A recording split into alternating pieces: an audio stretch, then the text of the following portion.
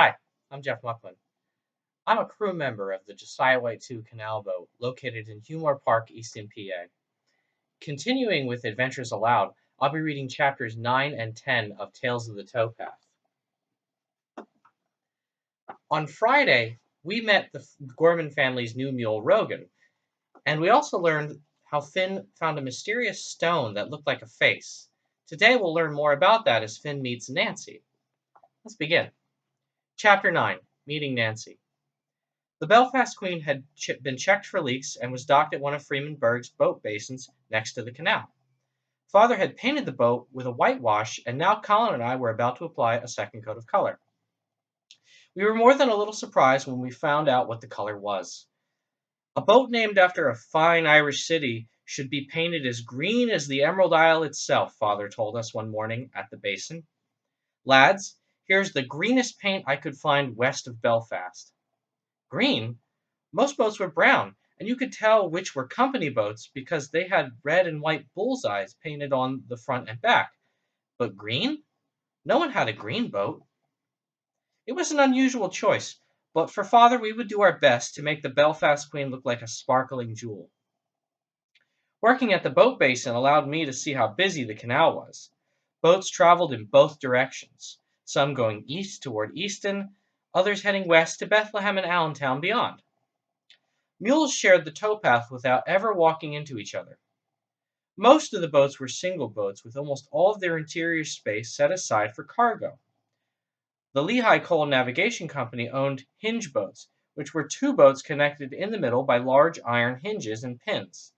The company boats always were loaded with coal, up to 100 tons of it. Coal was the most important product carried on the canal. Workers at one of the coal yards told me it came from mines near Whitehaven and a town with an odd name of Mauchunk. Coal was the fuel that was firing iron furnaces all over eastern Pennsylvania. People were even starting to use it to heat their homes. Coal was so valuable that it was called black diamonds. One afternoon while we were painting, Father called us together for a crew talk. We had a lot of them lately. And here you can see a illustration of them painting the Belfast Queen. Look at that lovely green color.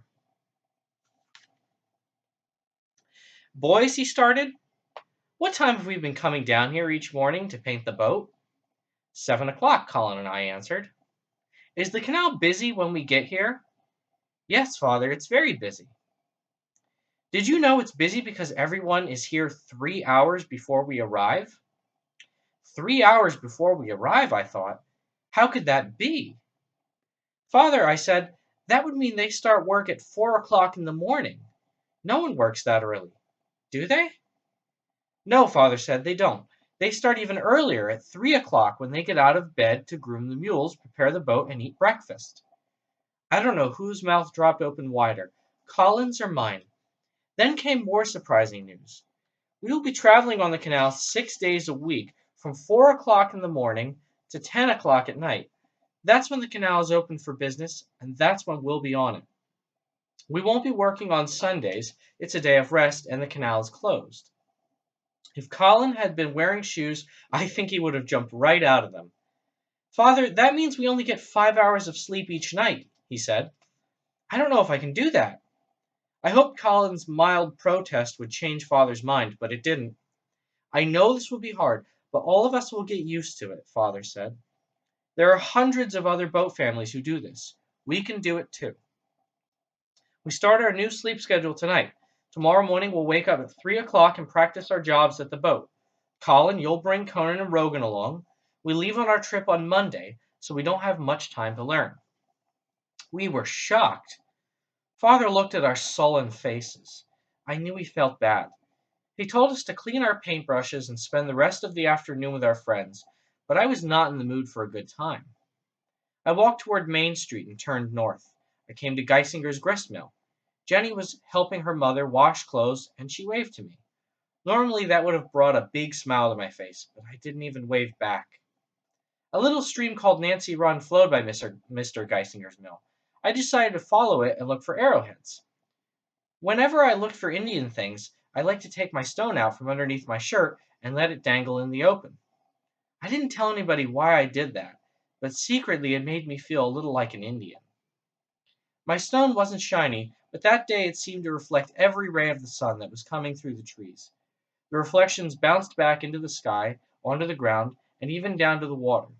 I was beginning to forget my new sleep schedule when one of the reflections landed on a small, three-sided rock with thin, sharp edges. "I found one!" I shouted. "Good gracious, this time I found one for sure!" I was so happy that I was unaware that I was not alone. "Boy, what are you doing there?" said a voice from above the stream. "What do you have there?" I was caught by surprise. I was sure I had been alone. My eyes looked up to the top of the stream bank. Standing there was an old woman wearing a long dress, a long-sleeved blouse, a woolen shawl, and a bonnet tied under her chin. Her hair was gray, and her hands and face were very dark brown, almost black. I had never seen a person with that color of skin. "Boy, are you deaf?" she said. "I asked you what you found." I stammered. I was still surprised. Where had she come from? "Why, ma'am," I slowly started, "I think I found an arrowhead." "I know that's an arrowhead," she told me. "I'm asking about that stone you have hung around your neck. Let me see it." I stepped out of the creek and walked up next to her. I wasn't afraid of this woman. She sounded gruff, but she had a wise smile in her eyes. Her hand reached out and she cupped the stone in her palm.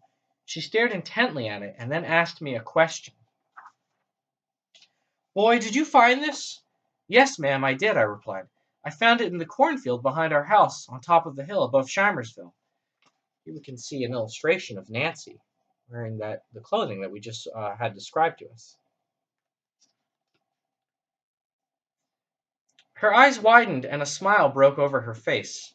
"On the hill above Shimersville," she repeated. "I'll bet you found arrowheads over there too."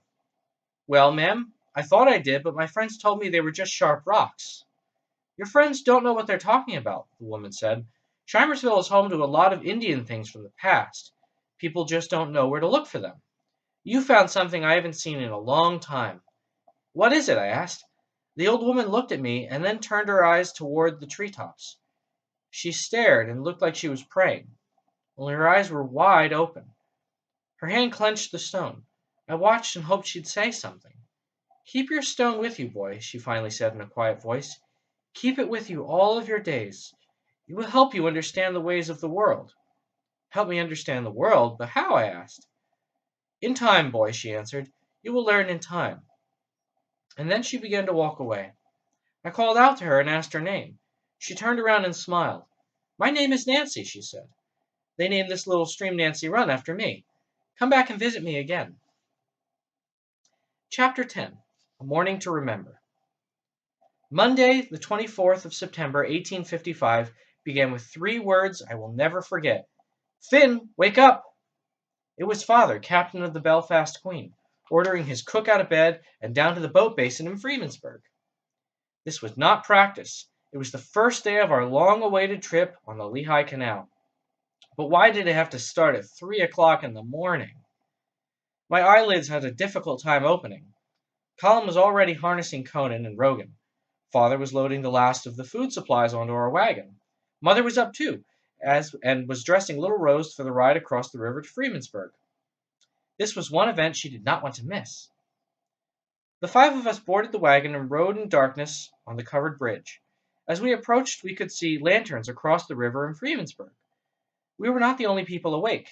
The Belfast Queen was docked at the boat basin owned by Mr. Lurch and Mr. Noss next to Washington Street. When we arrived, Colin unhitched the mules and walked them toward the towpath. I carried the food supplies into the boat's crew cabin. Mother and Rose followed me. The cabin was only about 8 feet long and 10 feet wide.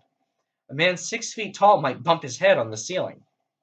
Our straw beds and a little dinner table were folded up against the wall to save room. My job was to get the cooking stove lighted and breakfast started. I had to be really careful. An accident could burn the Belfast Queen and everything it carried.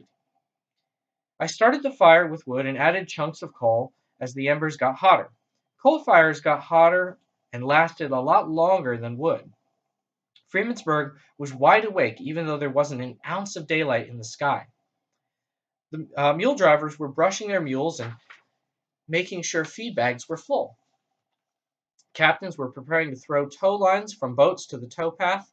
They shouted instructions to their crews. There were wives and small children on some of the boats. Some of the women were cooking, and others were lighting big Nighthawker oil lamps that hung from posts in the front of the boats. They had shiny reflectors attached to them that cast light on the canal towpath. It was a good way for boats to see each other in the darkness. I took a sniff of the air. My nostrils filled with the heavenly scent of fried bacon. "Finn, how's breakfast coming along?" Father called from the deck. "Just fine, Father," I answered. "It will be ready soon." Of course, Father didn't know that Mother had secretly given me a head start. She had taken little Rose into the cabin and was nearly finished preparing a fine meal of flapjacks, eggs, and smokehouse bacon. "Mary, we're about to go," Father shouted. "Where are you?" "I'm down here, Fergus, with Rose and Finn," Mother answered from the cabin. "Your breakfast is ready. We'll bring the food to the deck." I heard Father chuckle. Colin tied the mules to Father's wagon and joined us. Mother and little Rose sat on the mule's feed box, while the captain and his crew found space on the long bin that held the stove's coal supply. In the distance, we heard odd noises that sounded like sad cows letting out long, melancholy moos. There was one after another. "What are those noises, Father?" I asked. "Those are the boats saying good morning to each other, Finn," he replied. "Colin, show your brother how we say that." Colin reached into the feed box and pulled out an odd-looking object. I didn't know what it was, but Colin did. He held one end of it to his mouth and took a deep breath and blew into it as hard as he could. Woo! Woo! Little Rose buried her head under Mother's coat and started crying. I looked at my brother's very proud face and started laughing. "Good gracious, what is that thing? Where did it come from?" "It's a conch shell," Colin said. "It's a horn to signal lock tenders and other people to let them know we're coming down the canal. Father got it from Mr. Noss. He said it comes from the ocean. I'll teach you how to use it." "Boys, it's almost 4 o'clock," Father said, patting each of us on our shoulders. "Our first day of business on the canal is about to begin. Let's say goodbye to Mother and Rose." And here's an illustration of them just beginning their journey, waving goodbye to Mother and Rose. I saw tears trickle down Mother's cheeks. Father told her we would be back in 1 week, but nothing was ever definite on the canal. It was not easy for her or us to part ways. "Mary, the boys and I will take care of each other," Father said. "We will be safe. Mr. Neck will be here soon with one of his horses.